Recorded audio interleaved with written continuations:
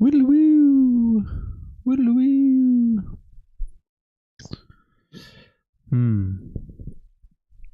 This is that.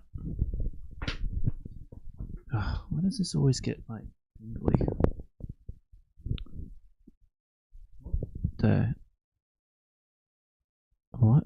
What? Something is connecting, disconnecting? I'm not sure what is going on. Thank God I've got it muted. Okay.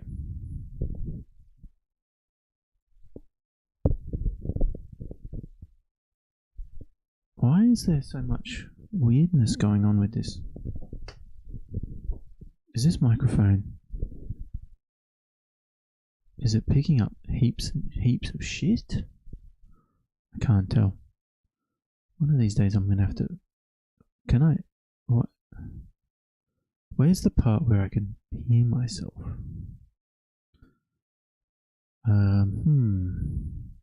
This one, monitoring, no. Look. Okay, bug is what it is. Let's figure out what is happening with AUKUS. AUKUS. Gov. I don't know. Is it going to be a bill? AUKUS Pillar 2.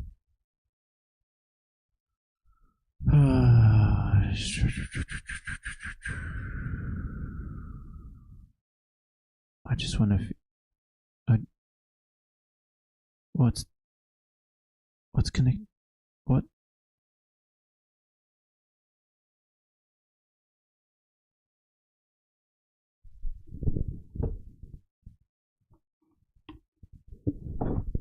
I don't understand what's connecting and disconnecting constantly, but it's killing me.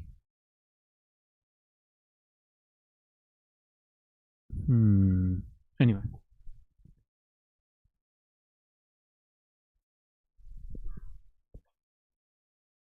Can't be this. Can't be the microphone. It can only be one of two things. I have a feeling it's the headphones, but... Or is it this?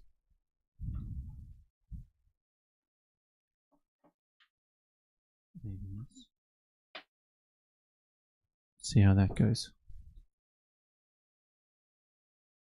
It's good so far. Okay. Alright. I want to hear more about submarines though.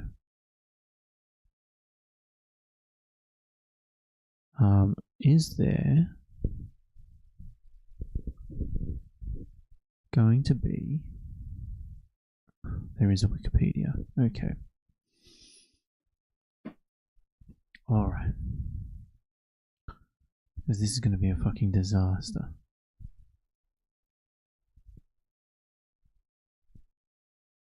Like, I'm pretty sure this is going to be a fucking disaster. What's this? Australian Submarine Agency. That sounds like a good place to be.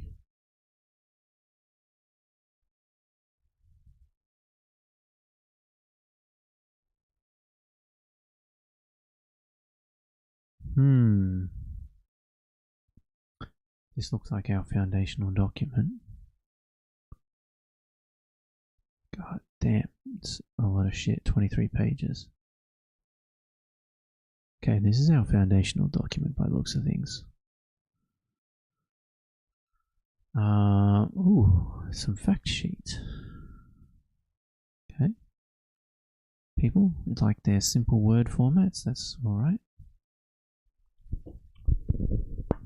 AUKUS, AUKUS, AUKUS. AUKUS is a trilateral security partnership between Australia, the UK and the US, which have stated that its goals are to promote a free and open Indo-Pacific that is secure and stable. I'm not sure why the UK gives a fuck about the Indo-Pacific anymore, but sure.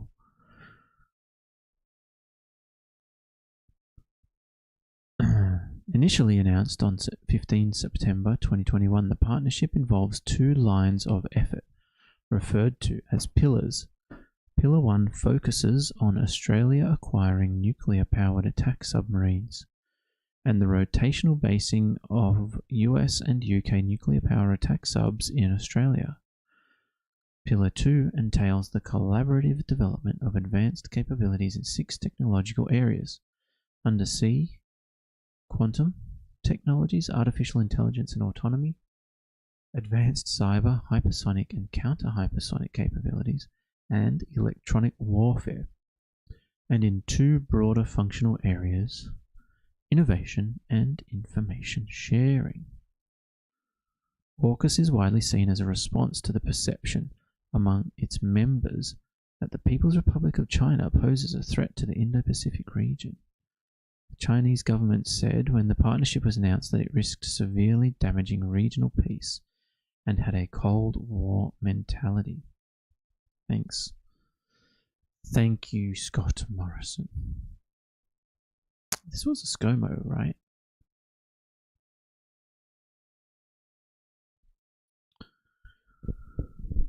A direct result of the creation of the partnership was Australia's controversial cancellation of a French-Australian submarine contract worth 56 billion euros, about 90 billion Australian dollars. The Australian government only gave the French government a few hours' notice of this before the public announcement of AUKUS. Super cool. The Australian government agreed to a $500 million. Why is it swip-swapping to US now? That's fucking retarded.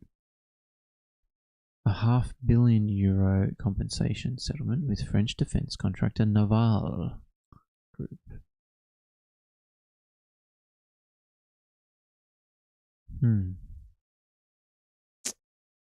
Interesting. The attack class submarine was planned. Class of French designs for the Royal Australian Navy. Interesting. It's a shame. Oh fuck, this is a bazillion fucking pages too.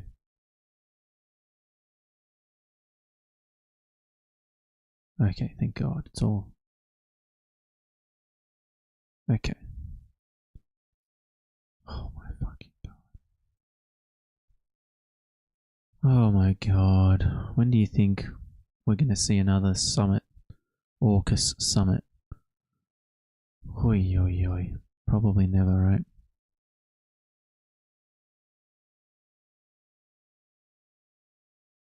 Unbelievable. Okay, this is a bunch of other countries. China. Let me just see where I can skip to. Okay. Oh God. How much have we spent? I just want to get to the financials. Okay. AUKUS. Oz. Some financials.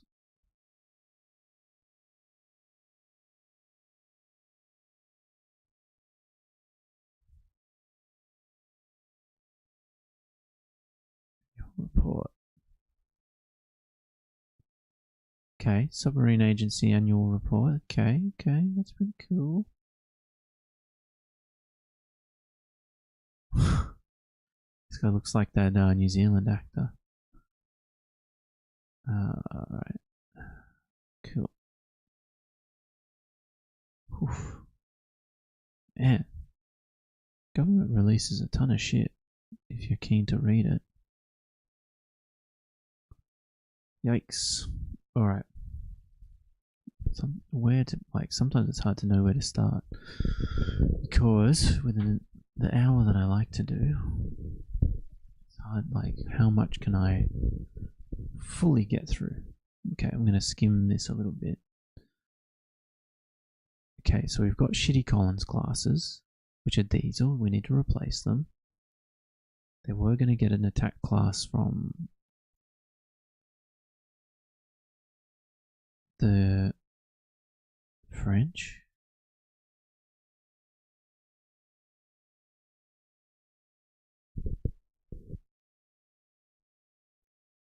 Okay.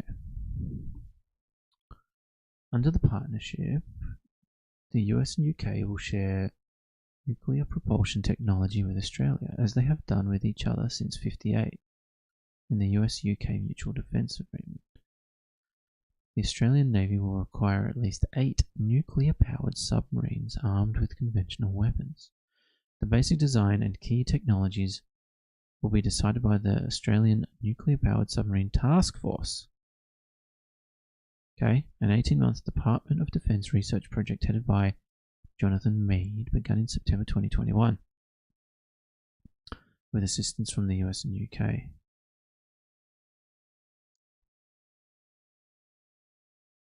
Australia considered purchasing French nuclear submarines which use nuclear reactors fueled by low enriched uranium at less than 6%. However, French reactor designs have to be refueled every 10 years. And Australia does not have a civil nuclear capability with nuclear energy prohibited.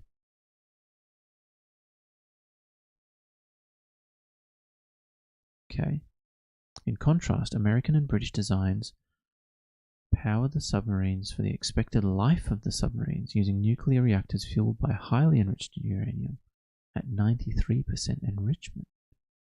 Interesting difference there. Currently, only 6 countries have nuclear submarines, the 5 permanent members of the UN Security Council and India. India, surprisingly, very ahead of the rest, very ahead in terms of nuclear power. The New York Times reported that Australia will probably buy HEU from the US for the nuclear reactor that powers the submarine. The United States naval reactors are all pressurized water reactors. The latest UK propulsion system is the Rolls-Royce PWR, Pressurized Water Reactor 3, that will power the Royal Navy's new Dreadnought class. Submarines currently being built and is based on a US design but using UK reactor technology.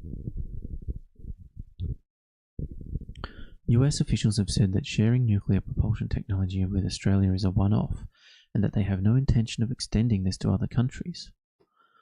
Also, South Korea, also a US treaty ally, has had ambitions to acquire nuclear-powered submarines since 2017 and was reportedly refused US assistance because of nuclear non-proliferation.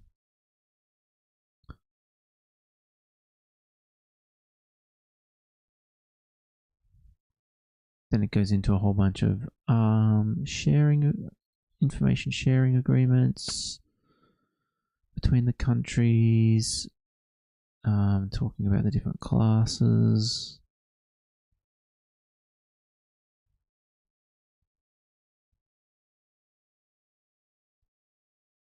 So, on March 2023, AUKUS announced that a new nuclear-powered submarine class would be built in the UK and Australia to be called the SSN AUKUS, also known as the SNAR. The US intends to sell Australia 3 nuclear-powered Virginia-class submarines, subject to congressional approval, to ensure there is no capability gap as the Collins-class submarines are retired, with the potential sell up to 2 more if needed.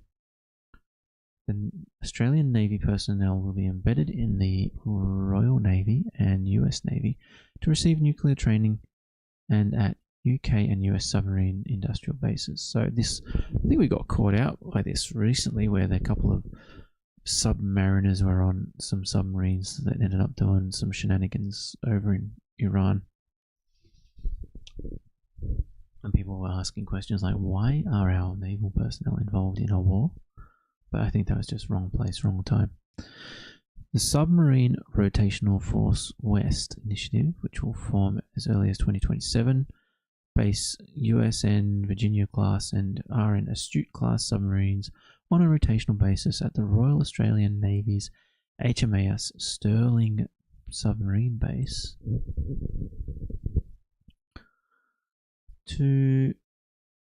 in order to accelerate Australia's ability to operate nuclear-powered submarines. So where is this base?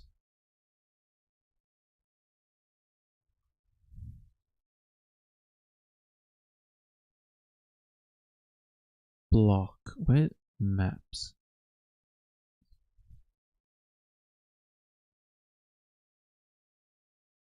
Garden Island. Okay. Perth. Righto.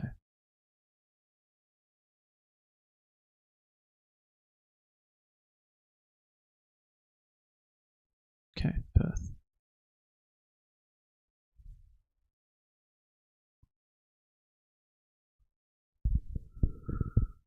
Alright. The AUKUS class will be based on the UK SSNR design already under development.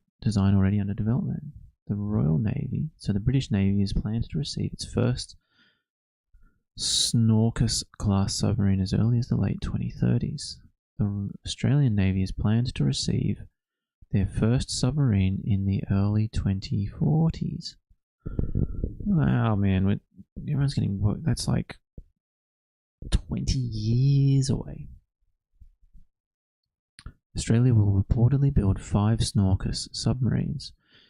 The Australian Navy is planned to receive their first Virginia-class submarine from the US in the early 2030s. Okay, interesting. So, in the next 5 to 10 years, we will be getting some old-ass US Virginia-class, but still obviously top-of-the-line submarines in terms of the world. And then getting the new in 2040, so 20 years from now. The Australian Submarine Agency was established. Okay, righto.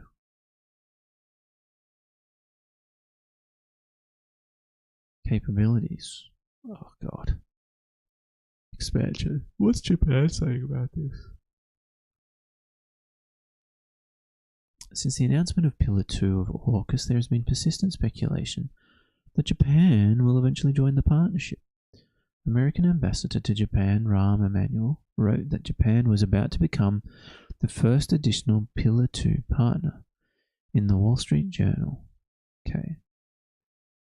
In 2024, Financial Times reported that AUKUS defense ministers will announce on April 24 that they will launch talks related to the expansion of Pillar 2 of the alliance.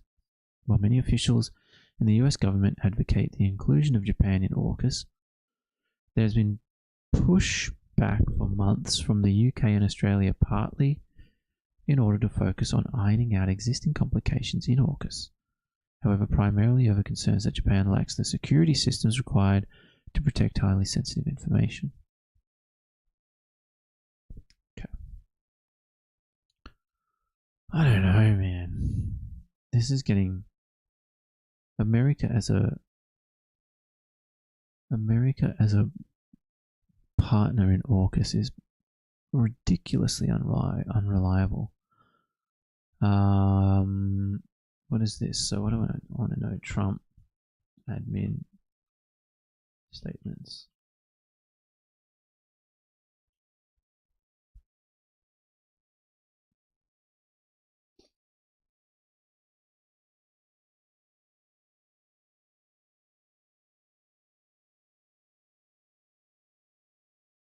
Alright, so this is the new hotness coming out in terms of what's in the news. Pentagon awards $276 million submarine contract in first for AUKUS pact.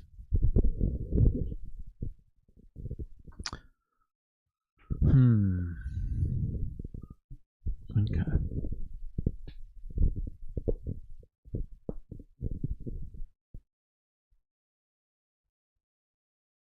The short version. Oh, big typo here. Holy shit. The US Department of Defense? This ain't no cuck Australian left-wing commie bullshit. The Defense Department? This is the US Department of War, my friends. This is the DOW. The Department of War has awarded a $276 million contract to support. Okay, who's it been awarded to? The contract is specifically to support the AUKUS security pact between Australia, the US, and the UK. Alright.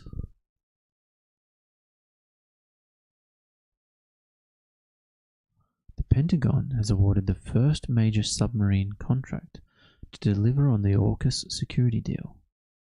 The contract is for engineering and design work to support the transfer of nuclear-powered submarine capabilities from the US to Australia.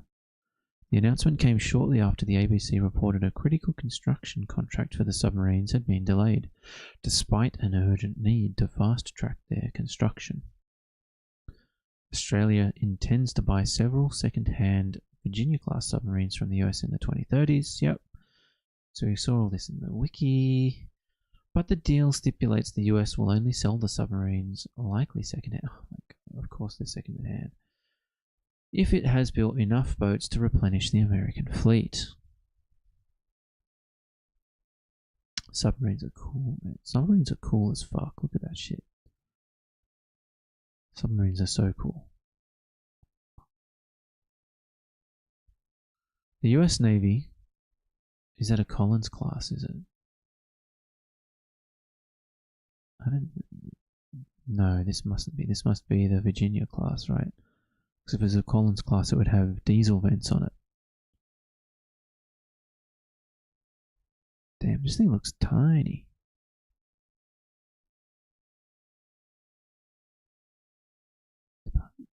I don't know. Oh yeah, no, this is a Collins class pictured. Fuck me, I need to read.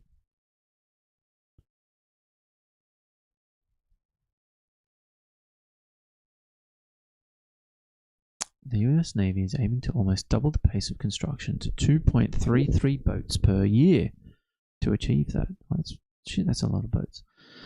But research presented to Congress this week said the pace of production had slowed to 1.1 boats per year. Construction delays increased slightly in the past year despite substantial investments to reduce them. Jesus Christ. What are they doing? What's Trump doing? How is he fucking this up so bad? What, in our mind, from Trump's actions could be fucking this up? Could it be the shutdown of the government, the inability of Congress to apportion funds and disperse funds? Could it be tariffing all of the raw materials that go into constructing these things? I wonder. The Australian government is providing the US with $4.2 billion to increase shipbuilding capacity. Holy fuck. The newly announced contract, which is unrelated to the unsigned construction contract, has been awarded to General Dynamics Electric Boat, a major Navy contractor that builds submarines at shipyards in Connecticut. The company aims to employ 4,600 additional workers at its Groton, Connecticut shipyards to tackle production backlogs as the US increases investment in shipbuilding. The contract includes options that could take its cumulative value to $1.3 billion. Damn.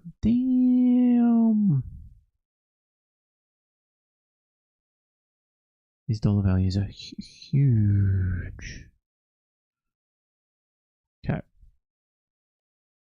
The AUKUS Pact has been discussed at several congressional hearings in Washington this week. The US Navy's Indo-Pacific commander told one hearing that Australia was equipped to start hosting Virginia-class submarines immediately, thanks to successful upgrade works at HMAS Sterling near Perth.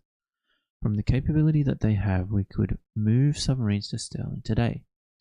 Thank God, at least they're doing fucking something. At least we're ready.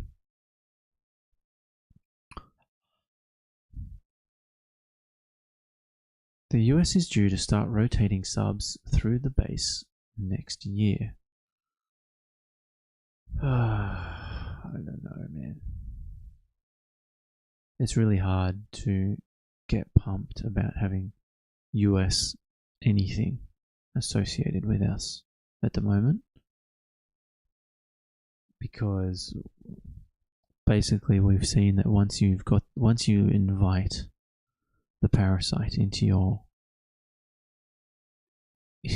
country, like once you're hosting them to do stuff, they're going to use you as a springboard for war, whether you like it or not. Like they're not taking no for an answer in the US, and they will either just do it, or they will take it by force if they want to do it, or they will tariff you into oblivion. So, I mean, luckily we're on the opposite side of the trade. We've got a trade deficit with them, so we import more from the US than we export to them. But fuck me, bro. Like, this is real shit. Like, the US has shown themselves to be an unreliable security partner. What are we fucking gonna do? What are we doing with this AUKUS bullshit? Are we getting so deep with this AUKUS bullshit? And we're spending so much money. Oof. The US is due to start rotating subs through here next year. Under AUKUS, Australia eventually plans to build 5 subs in South Australia using US technology and parts made in Britain.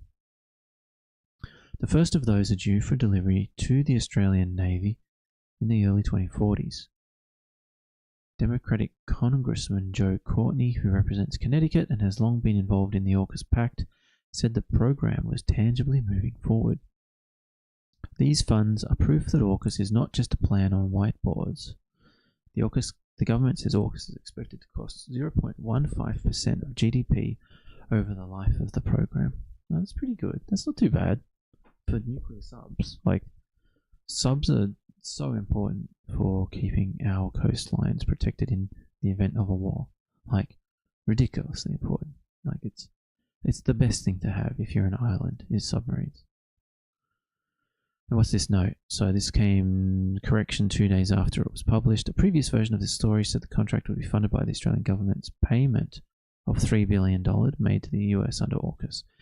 This is incorrect and has been amended. The error was based on incorrect information, blah, blah, blah. Okay. So this, our money that we sent and spent,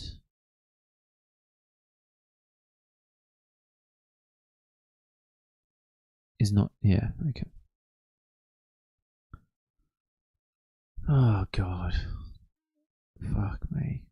Fucking retard. This orange retard. So this is from 2025. So this is 6 months old, so I don't know where we're at now, but it sounds like shit's moving. So that was the previous article we read.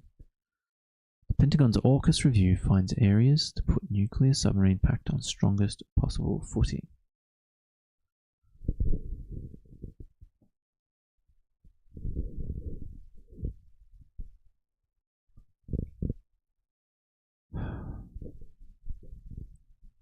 It's so hard to get pumped over what should be cool as fuck submarines, because America has shat the bed and can't manage to do politics at an international level to maintain allies. Holy shit. I'm not even gonna read the in short. Let's just go. Let's read this.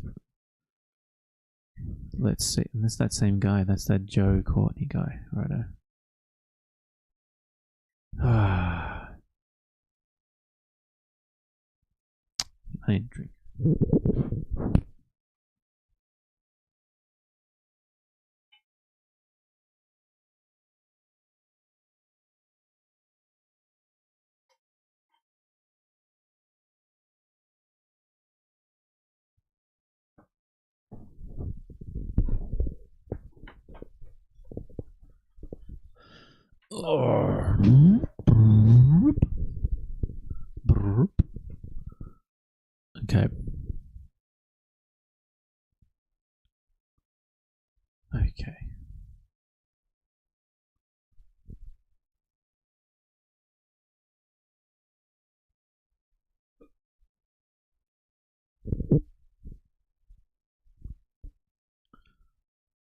Pentagon says its review into the AUKUS Pact has identified areas to put it on its strongest possible footing, but the recommendations have not been released and might never be made public.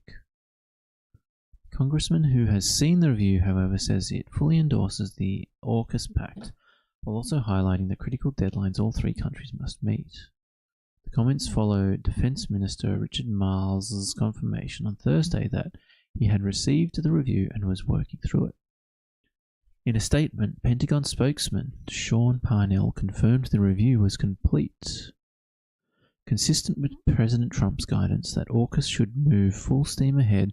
The review identified opportunities to put AUKUS on the strongest possible footing. This review is intended to inform the President and our allies as we move forward with the historic and ambitious AUKUS agenda. The US's decision to review the pact, which Australia is banking on to replace its aging submarine fleet, was revealed in June. At the time, a US defense spokesperson said it was to ensure it lined up with the US President's America First agenda. Whoo! Could you imagine giving huge middle fingers to France, and then the US gives huge middle fingers to you, and you're stuck there left holding your empty jocks in your hand with no submarines? Big risk. When America is that much of a risk, big considerations and thoughts need to be had. Like, if you've made a deal with America and then all of a sudden a president comes in and says and wants to renegotiate the deal, or finds that it might not be America first and cancels it, literally, what's that, 2 years, 3 years after it. Yeah, my God. Like, well, in this case, what is it, 4 or 5 years? Just so much risk, right? This incredible risk having them as a partner. Anyway, the Congress guy, Joe Courtney, said the review concluded the pact did align with America's national security interests. Thank fucking Christ. It is important to note that the 2021 AUKUS agreement has now survived 3 changes of government in all 3 nations and still stands strong, said Mr. Courtney, a member of the House Armed Services Committee. The statutory authority enacted by Congress in 2023 will remain intact, including the sale of 3 Virginia-class submarines starting in 2032. The report correctly determined that there are critical deadlines that all 3 countries have to meet. Therefore, maintaining disciplined adherence to schedule is paramount. Then it starts talking about ambitious targets. There are still big questions about the feasibility of the plan to arm Australia with nuclear-powered submarines, particularly under the ambitious timeline outlined in the AUKUS agreement. The first part of the plan is for Australia to buy between 3 and 5 nuclear-powered submarines from the US, beginning in the early 2030s.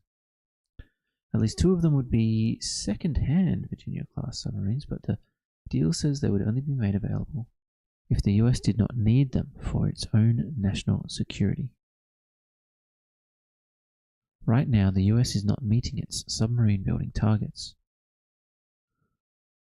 The Navy says the Virginia-class submarines need to be built at a rate of 2.33 a year to deliver on the deal, but workforce and supply chain issues mean only about 1.2 are being built a year, according to the most recent data. Under the plan, Australia would also build its own nuclear-powered submarines, incorporating technology still being developed by the 3 nations, but the first of those will not be complete until at least the early 2040s.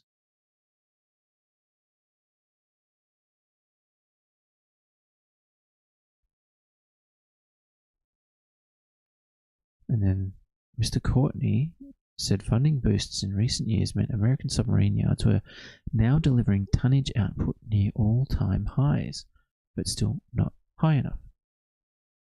That was my own editorial. The AUKUS report reaffirms that Congress and our Australian allies must continue that effort to achieve the goals of AUKUS. Okay, that's good.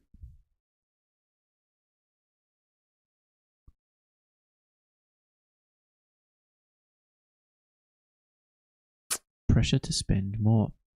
While the pact was widely expected to survive the review, especially after Donald Trump gave a reassurance in October, the result will still come as a relief to many within the Australian government and military. There had been nervousness the Trump administration could use the pact as leverage to force Australia to significantly lift defence spending, a request made by US Defence Secretary Pete Hegseth earlier this year. There was also speculation the US could demand guarantees about how the AUKUS submarines would be deployed if America got involved in a military conflict. During a White House meeting with Prime Minister Anthony Albanese in October, Mr. Trump was asked if Australia would receive nuclear-powered submarines as agreed under the pact. "They're getting them," he said. But Navy Secretary John Phelan, who was also in the room, said the US was trying to clarify some ambiguity that was in that prior agreement. The ABC has requested further details from the White House. It's unclear whether review findings will be publicly released. Okay. Phew! Oh god. I don't think I can subject myself to too much of this. Whew. Financial statements.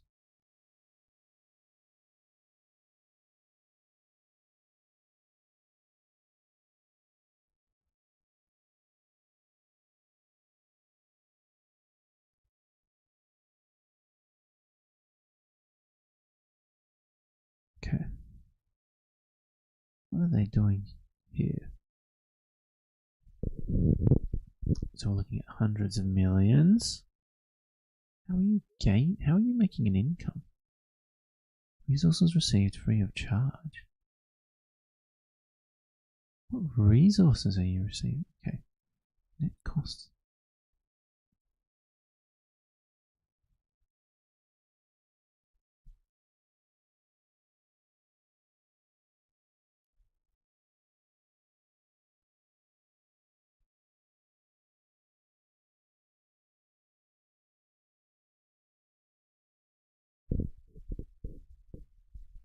Original budget. 2024, 2025. Okay. So we're spending hundreds of millions of dollars a year on the Australian Submarine Agency. I mean, I feel like that sounds reasonable.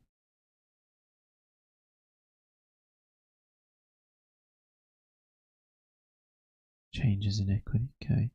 Cash flow. Ooh. Investing activities. Purchase of okay, yeah, fair enough. Sometimes you have to buy shit. Financing activities.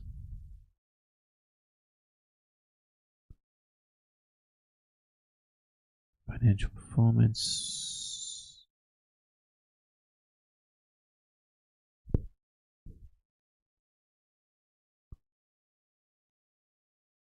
Okay.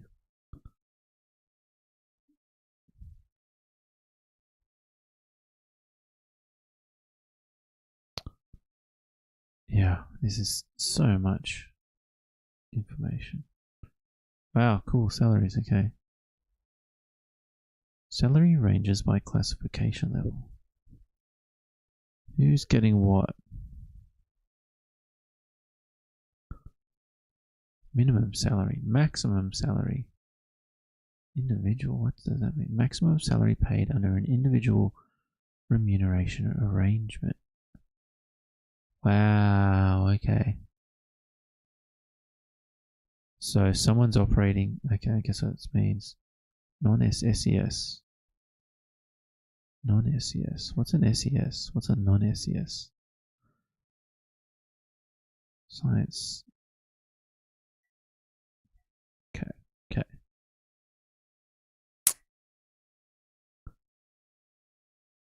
is the number of employees. Australian public sector. Well, it's going to tell me here, isn't it?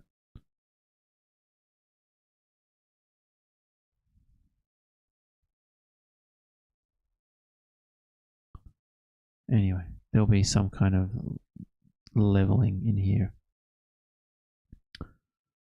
So how much are we getting paid? EL1, EL2. Damn, I'm guessing these are individual negotiated contracts, some of these people. So SES3 is going to be high rank.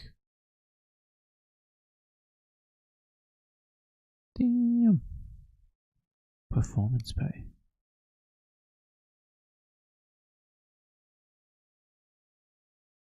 Okay, that's taking me nowhere. Oh god.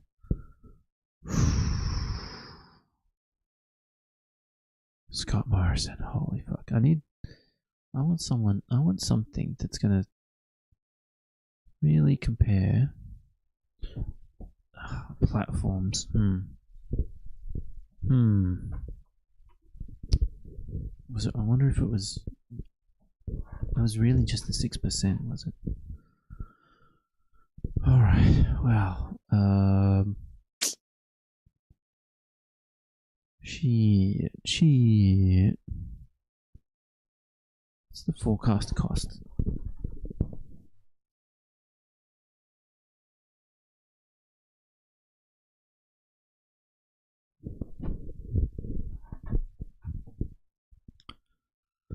Yikes-a-roo. The AUKUS submarine program is projected to cost Australia between $268 billion and $368 billion over 30 years. By the mid-2050s, massive defence procurement, the largest in Australian history, includes purchasing of submarine US Virginia class and developing a new AUKUS class, with about $123 billion in contingency to manage risks of cost blowout. Holy cow.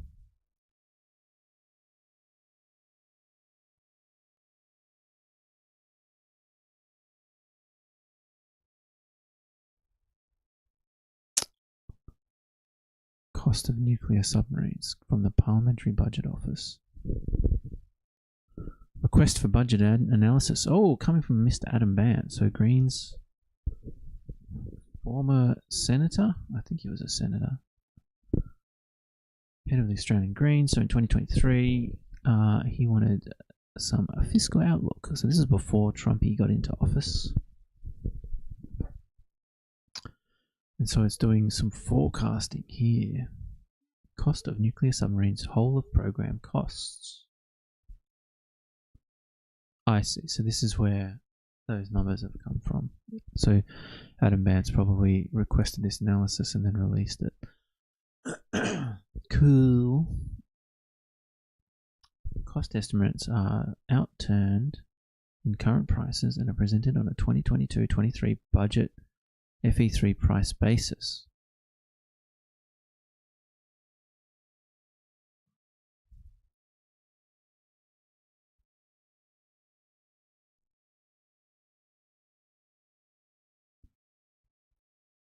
Costs represent upper bound estimates. The information is presented in AUD. Contingency is not allocated by year but is triggered on the occurrence of a contingent event. Yep. Interesting contingency. It's like 30% contingency. Holy shit. Maybe more. I mean, that's pretty reasonable. This thing is going to go well over budget. We're going to need all of that contingency, is my guess. Sensitivities and qualifiers. The Department of Defence has advised in providing these figures that a year-by-year breakdown could not be provided as the information remains compartmented and classified secret. The sale of the Virginia-class subs is pending US congressional approval. Release of the VCS sale price may potentially jeopardize the US process. The annual profile of the current cost estimate points to the various stages of the program that remain commercially sensitive. The disclosure of this would undermine the Commonwealth of Australia in its negotiation position as it enters successful program contracts for the delivery of the future AUKUS submarine. Defence further advised that the profile presented reflects their current cost estimate, and as they progress through this long and complex program, the cost estimate profile will need to be updated as the program matures. Far out. Cool beans. I wonder if there's anything interesting at the National Auditor's Office at the moment.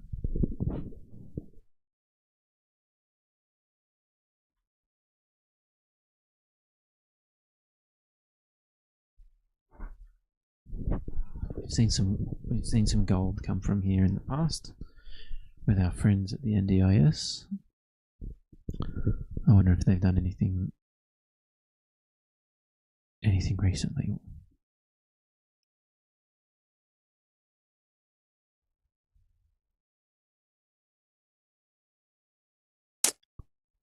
Audit lessons.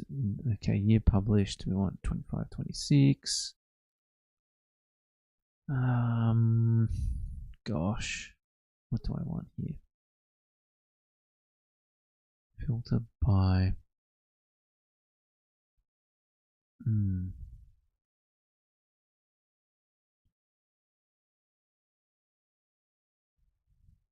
performance audit. Corporate performance audit, the settlement engagement transition program. Interesting. So this, I'm guessing, is some kind of immigration. This is interesting. Okay.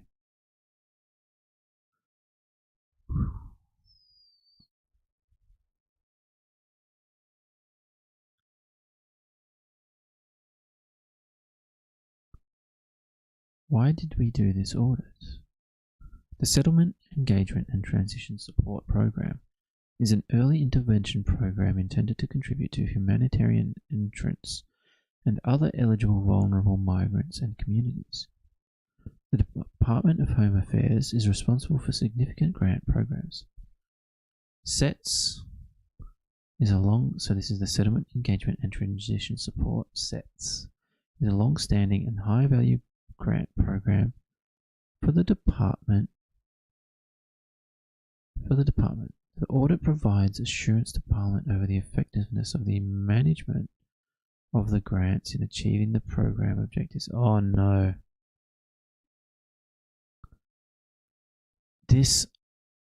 We just found the right wing's new talking points. Right wing of Australia's new talking points. I am going to say it here now that they're going to come out and they're going to say we've wasted $500 million on immigrants that hate our country and are doing terror attacks.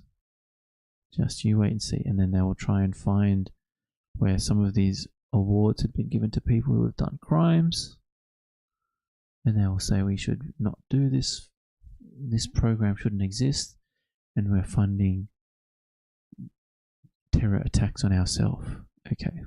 Mark this date. Mark my words. So this report was only published at the start of this month.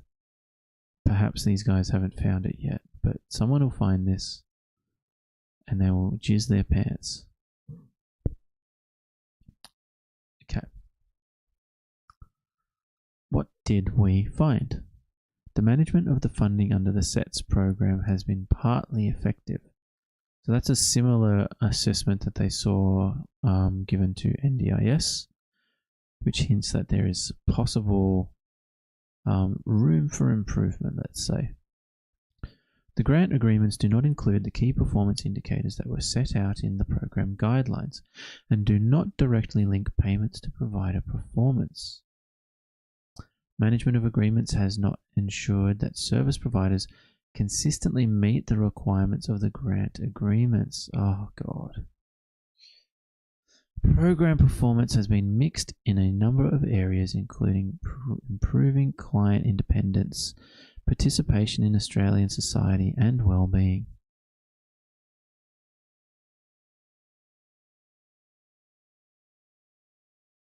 What did we recommend? There were 10 recommendations to improve the grant agreements, departmental management of those agreements, and the extent to which the program is demonstrably providing services to humanitarian entrants and vulnerable migrants. Home Affairs and DSS agreed to the recommendations directed to each of them. Cool. Key facts. 2 funding rounds have been conducted with 205 grants awarded to service providers. Fuck me, bro. Funding under the first round was awarded for the period January 2019 to June 22, later extended to June 2024. Funding under the second round is for the period July 24 to June 2027. Most providers who have received SETS grants have a long history with the program. Jesus fucking Christ. So 579 million in grants awarded across the 2 funding sets. So far we've had not even 10 years. So it's 50 million, 60 million, more than $60 million a year. I guess it's only millions, right? It's not billions yet. So, but each provider is getting 205 grants. So that would mean an average grant value of, say, $2.5 million, right? That's still a lot of money. With 102 current SETS service providers, so each service provider on average receiving about $5.7 million over, what's that, 7 years. Interesting.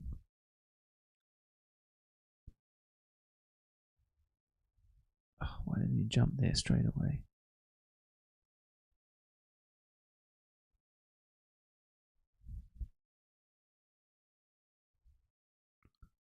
I'm curious as to what they actually do.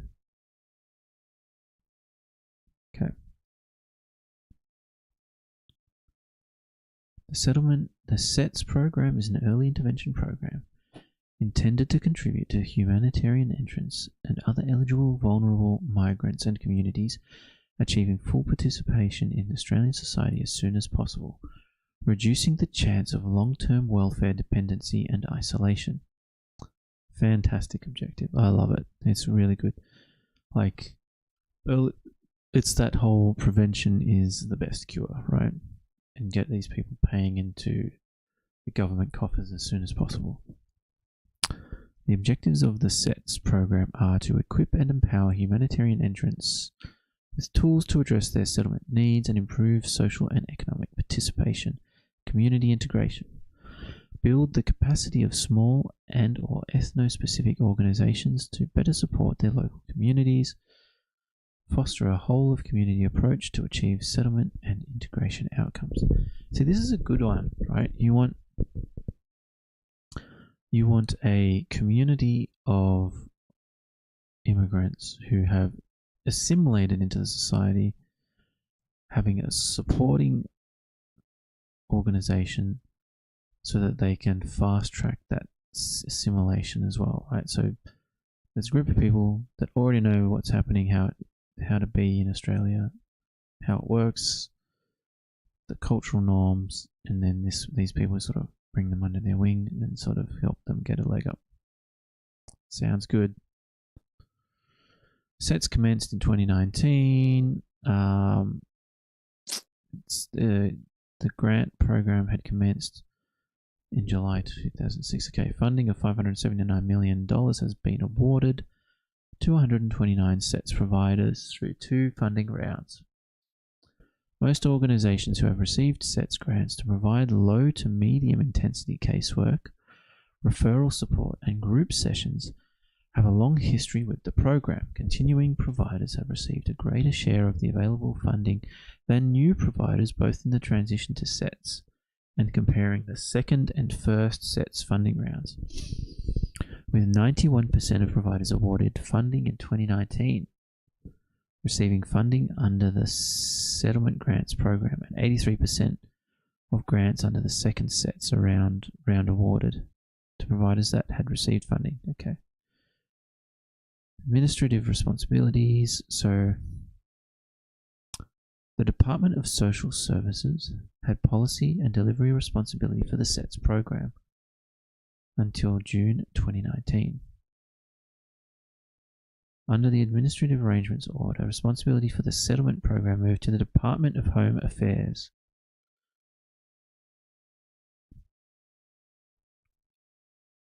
So there's some administrative stuff going on there. Okay, who cares? So, round 1, client services.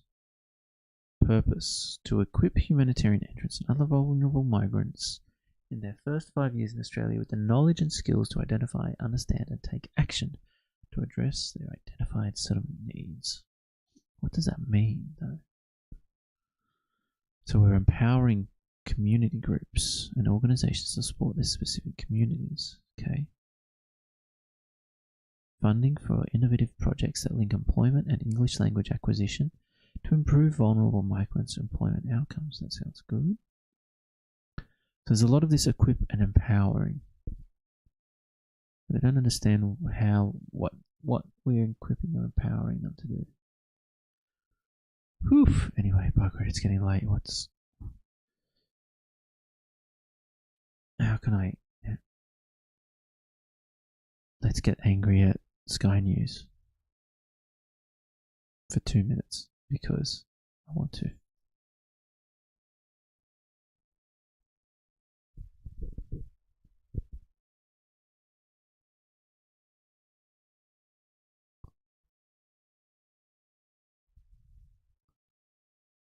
Calls to end welcome to country. I wouldn't, why does this not surprise me? Oh. Peter Credlin. We've had enough. Peter Credlin takes a stance against welcome to country on Anzac Day. So brave. So brave, Peter Credlin. So brave. Oh my God, she's so brave. To take a stance against welcome. So brave. Can't believe how brave she is.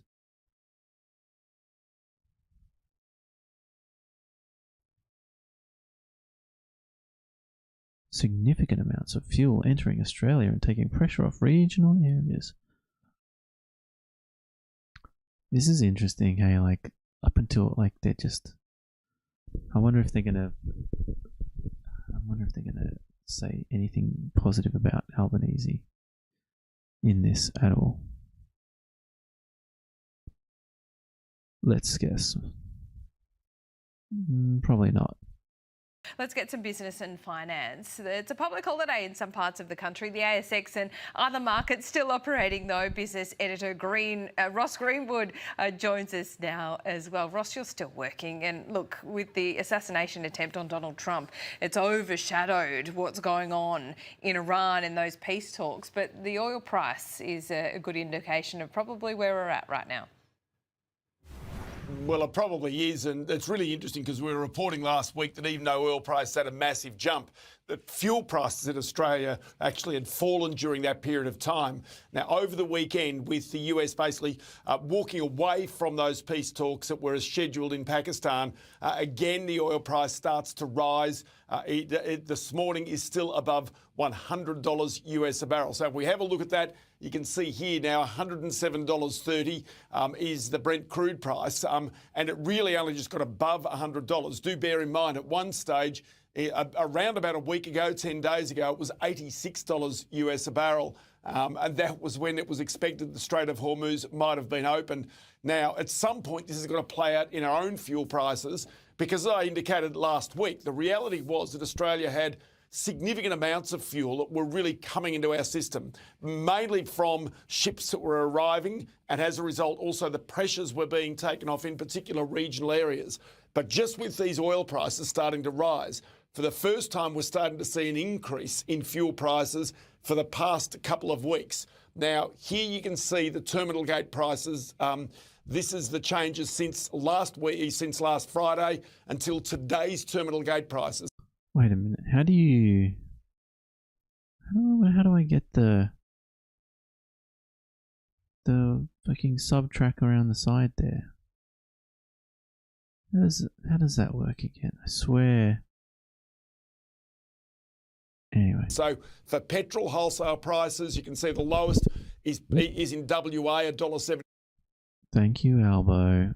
Where's the thank you? I haven't heard a thank you yet. 87.6. You can see, say, for example, in Victoria, $1.79.8. So in most parts of the country, you should be able to buy unleaded fuel for under $2 a litre based on those terminal gate prices. If we go to diesel, again, those prices, remember, they peaked out at close on $3.50. Bro, I saw these at $3 the other day. This is insane if true.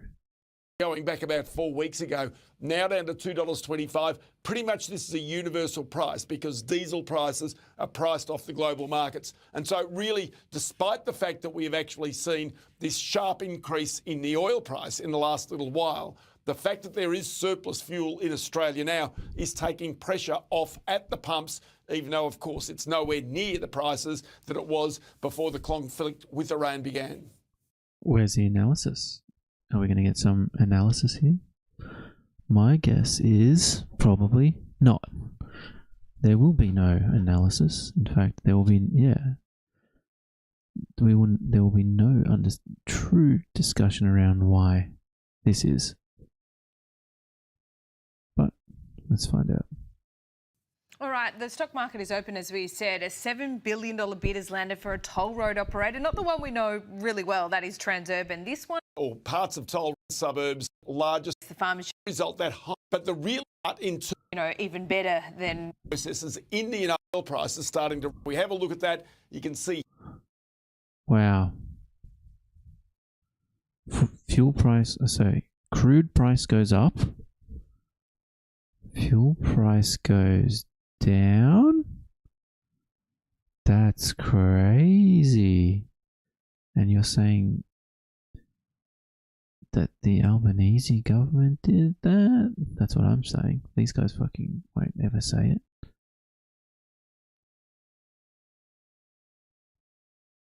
Oh yeah. And we're going to be hearing about American stuff for a while, aren't we? Okie dokie. Well, it's all very exciting. Whoa. This I want to hear. Robert Irwin has threatened to sue One Nation leader Pauline Hanson for defamation. The conservationist claims he was mocked in the latest episode of Hanson's Please Explain cartoon series. Very cool. I'm Robert Irwin, and this is me best mate Bluey. This isn't a video the wildlife warrior wants to be famous for. He had nothing to do with its production. Oh no, Bluey, racial division. But don't worry about that, because we've got some of the funnest theme parks right here in the state of Queensland. The clip pokes fun at the Queensland government over its handling of health, youth crime and housing, and comes just weeks after the two beloved Queenslanders were unveiled as the faces of its new tourism campaign. Pauline Hanson says she can't see why Robert Irwin doesn't see the funny side. Lighten up, Robert. You know, your father, Steve, he was a larrikin, he had a laugh and he could take the mickey out of himself, and yet you're complaining about this. Robert. Wow. Wow, just toughen up, hey? That's her answer. Just toughen up. Just be bullied. Just be bullied. Fuck it. Fuck your feelings. Just be bullied. Fuck your image and likeness. Just be bullied. Suck it up. Alright. Fuck this. We